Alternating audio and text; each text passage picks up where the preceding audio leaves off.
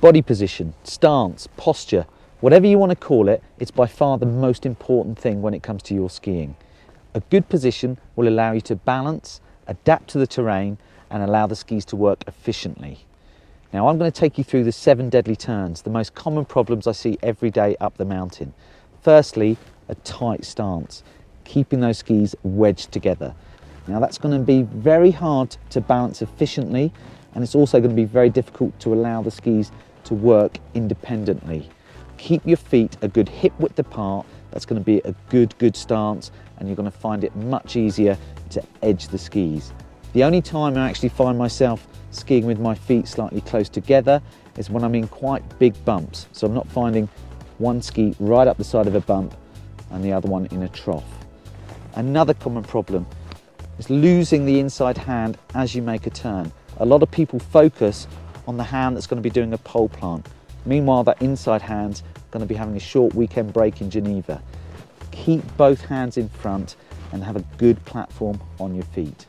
Something else to look out for is something called banking. Now that's leaning into the turn. Now, if I actually let my body lead the turn and lean in, there's a very good chance I'm going to start to stand on the inside ski. Now there's nothing wrong with slightly inclining into the beginning of a turn, as long as the inside leg slightly bends and I maintain a good outside ski pressure. That's going to control my speed and also allow the skis to work. Now a great classic is the rotating the upper body to force the skis to turn. Now in a medium to long turn, there's nothing really wrong with the body following the skis slightly more, but you should never feel that you're rotating the upper body and forcing the turn. Keep this much calmer. If you start the turn and throw the shoulders, it's all going to feel forced, and then as I start my next turn, I've got to swing everything back again. That's a simple case of the tail wagging the dog. Keep the upper body calm. Another thing to look out for is turning the inside ski more than the outside ski. It's often a combination of leaning slightly in and rotating the upper body. If you feel there's more pressure on that inside ski and you're using that top ski to brake, adjust your body position and remember, maintain that outside ski pressure. Another common problem is something called an A-frame. Now that's edging the outside ski much more than the inside ski. I'm going to pull that knee across and it's going to create an A shape with my lower legs. What you're looking for is much more equal amount of edge on both skis. Think about and focus on the inside foot. Try and feel the little toe. That will help you edge both skis to an equal amount. Counter rotation. A lot of people get told to point their body out of the turn. Now, once I do that, I may well push my hip across, get the skis onto the edges, and I will carve, but it's a very blocked position. It's not as strong. Keep yourself more lined up, stay strong, and allow your feet, knees and ankles to increase the edge as you go around the turn. If you can identify any of these issues, adjust your position and I'm sure you'll get more out of your skiing. If you have a problem, the first place to look is how you're placed and positioned on your skis. Stance is everything.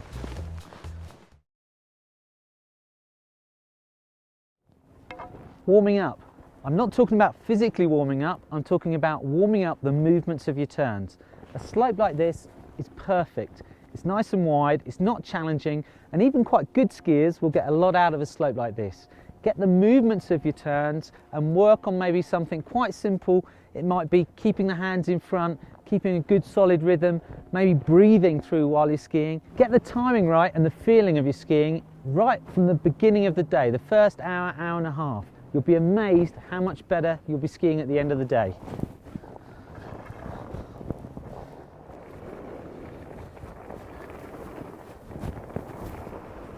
So this is a perfect slope.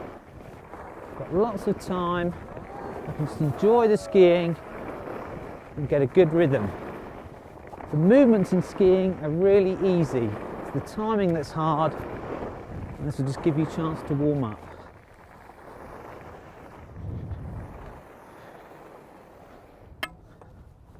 Use terrain like this at the beginning of the day to loosen up and get back into it. As the day progresses, you can start to push yourself harder, but for that first period of the day, warm up and get those rhythms going. Having the ability to turn or rotate your feet without moving the whole body is a really useful tool, and at this stage it's going to mean you're going to be able to slow down much faster, handle narrower slopes, but what we're going to look at is the ability to turn those feet without making the whole body swing round. A great way to feel this foot rotation is start going across the slope. I'm not going to turn downhill, I'm actually going to turn uphill and across myself. So I'm going to start to slide, keep those arms in front, gently stand, turn the feet, and then put the brakes back down. You can almost imagine that you're putting a couple of drinks on a low table. So you can see my feet turned, but my body was staying facing this way. A small standing up at the start of that will help those feet come round, and then place the pressure back down, keeping those hands in front. Let's try it the other way. So my arms are in front, I'm looking where I'm going, stand up, turn the feet, and then get those skis back onto their edges and feel that control. As you practice it, the more comfortable you feel, just pick up the speed and really try and get a good spray of snow. I'm going to keep working on it.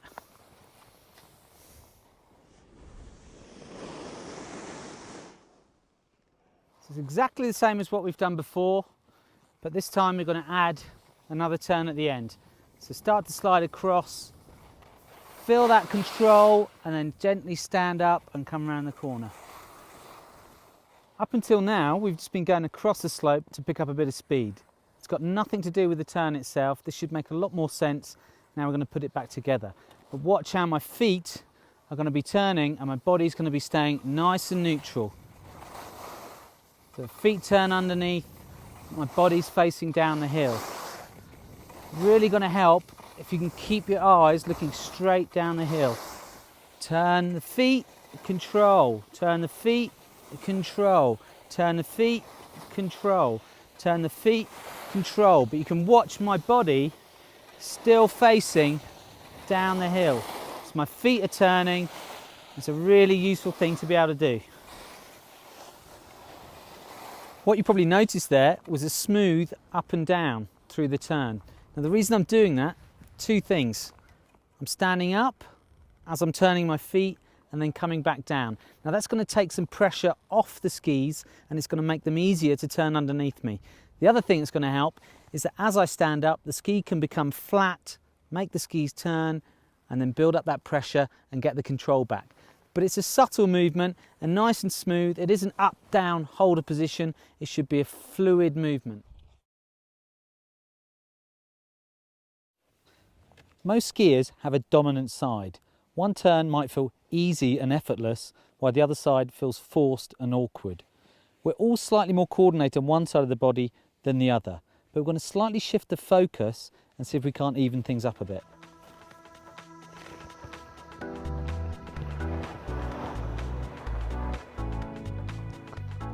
Now, I'm more dominant on my right leg, most people are, and to make a turn to the right, I've got to put weight and pressure onto my left leg. Now, a lot of the time when somebody's doing that, they feel that the right leg is still trying to be dominant. So we're just going to slightly shift the focus. Instead of thinking about putting the weight onto the left leg, I want you to focus on feeling the weight coming off your right leg. It's achieving the same thing, but it's just a better way of thinking of it. I'm going to try one here. So rather than worrying about putting the weight onto the left, I'm going to start to feel the weight coming off the right. So I want to shift the focus, feel the weight coming off that right leg. Off that right leg, let it give up that responsibility.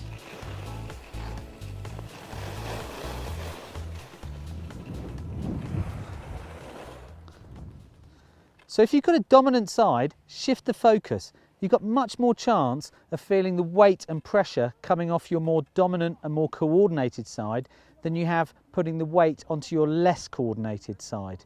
It may seem like a small thing, but it could make a big difference.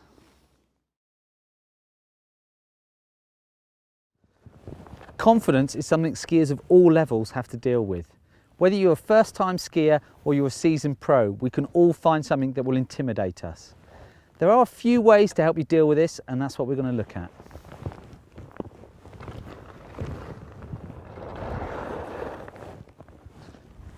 You can often tell when somebody's intimidated by their body language.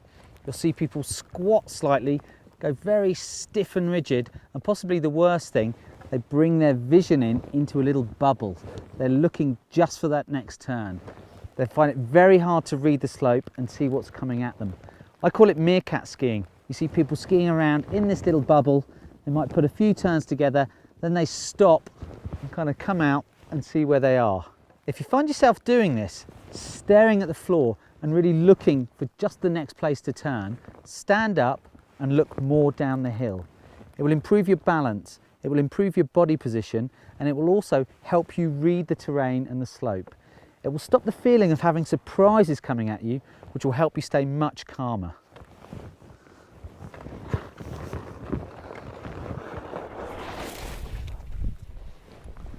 If you feel tension building, and it may be something you have no control over, it could be an icy slope, bad visibility, even a problem at work, stop, take a few deep breaths. In through the nose,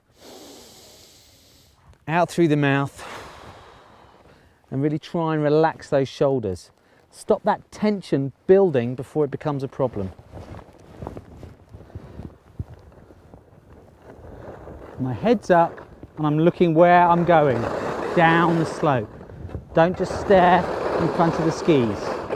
If I feel tension building, take a deep breath and stay relaxed.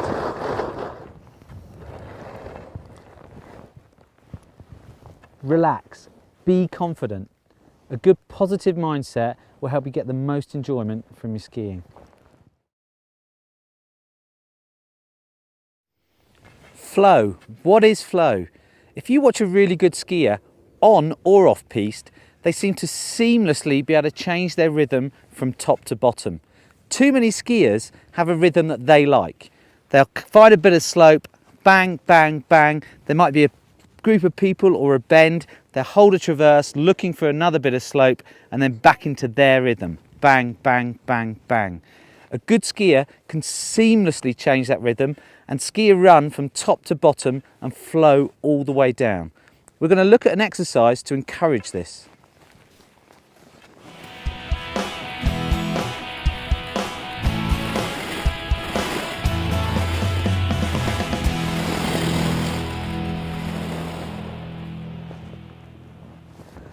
The way I want to encourage this flow is by using an exercise that I call fives. Very simple.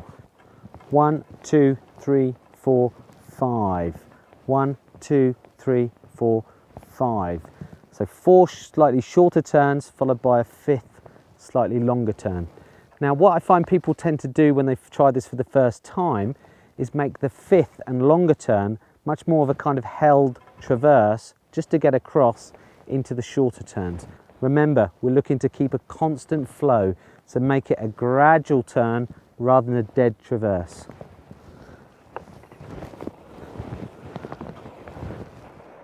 Start out in short rhythmical turns, and then use a larger 5th turn to adjust your line and keep your momentum flowing down the hill. Keep practicing, start mixing up your turn shapes, and you'll find your whole run will start to flow together. A few things to bear in mind here. Make sure you make the first short turn the same direction as the way you want the longer turn to be. If you get that wrong, you might find yourself off the edge of the piste. The other thing that will really help is to count out loud. 1, 2, 3, 4, 5. And actually say the 5 out loud and make it a little bit longer. Let's have a go. 1, 2, 3, 4, 5. 1, 2, 3, 4, 5. 1, 2, 3, 4, 5. Now you don't have to use 5s, you can use any odd number, but whatever number you decide to use, make sure you keep a constant flow. And if you find yourself getting stuck back in your old rhythm, traverse, and then your same rhythm again, tell yourself off, and may the flow be with you.